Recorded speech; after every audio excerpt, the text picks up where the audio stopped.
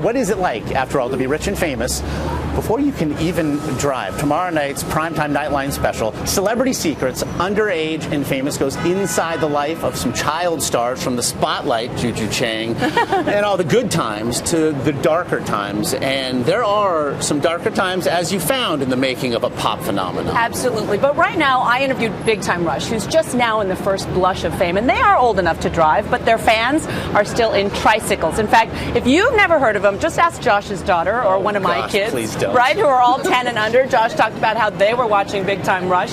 These guys have been in the fame game since they were kids, but now, with a mega hit TV show behind them, they have reached rock star status. Who here watches Big Time Rush on Nickelodeon?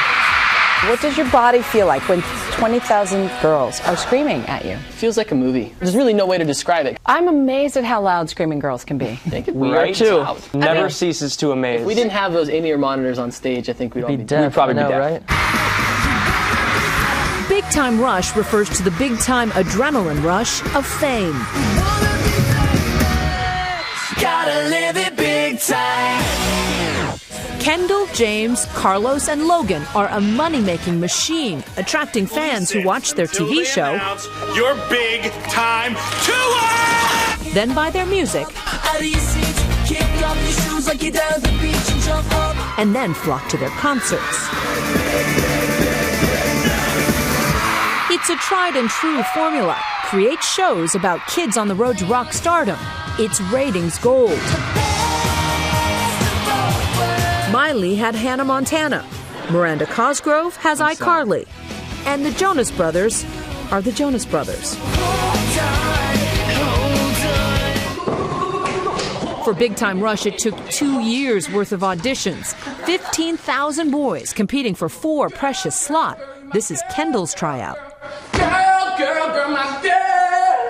You scour the earth. We were not going to be satisfied until we felt we had the chemistry. That was the trick, because you would find someone who was a great actor and gorgeous, but then couldn't sing. In the other case, you had this guy who could dance and sing amazing and belong in the band, but then just didn't have either the comedy or the acting, which is so difficult to have all 3 of those things. Ironically, these 21-year-old men play high school boys on a show that attracts even younger tweens. And that happens to work for the show and happens to work for our fans, which are as young as 4 years old up to, people our age and the parents of everyone.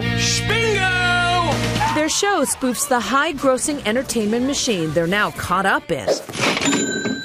Impressive. What does that feel like, to be sort of the cog in the machine? I feel like for us, it's really become a lifestyle, this whole Big Time Rush. Well, it's bigger than all of us now. I mean, there's so much going on, so it's like, I sleep, eat, drink, wake up, everything Big Time Rush. Nowadays, the TV stars have become real-life rock stars on an international concert tour.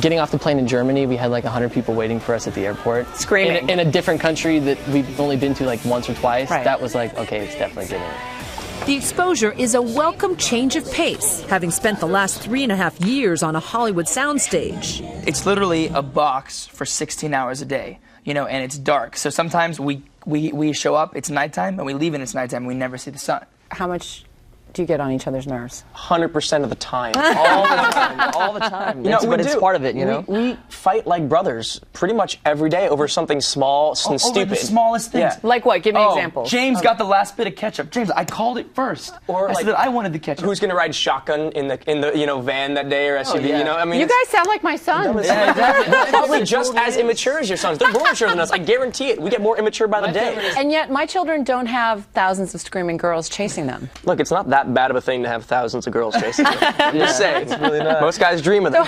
how do you keep it reined in, so to speak? We have, I think, maybe one girl that keeps us all together, which is our moms. They definitely, bring Are they us breathing back down to your necks? Really? Yeah, exactly. Hanging out with these guys, Josh, you can feel it on them. They're just entering that first blush of fame, and they're giddy with excitement.